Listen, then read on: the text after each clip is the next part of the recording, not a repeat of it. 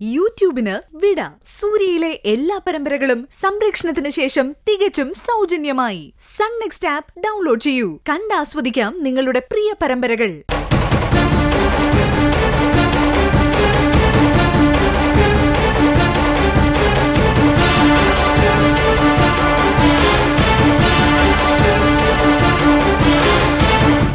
എന്താ മോളെ?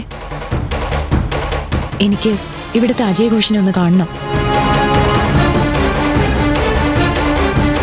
കണ്ടില്ല അവളുടെ അഹങ്കാരം, പേരെടുത്ത ഏട്ടനെ വിളിക്കുന്നത്.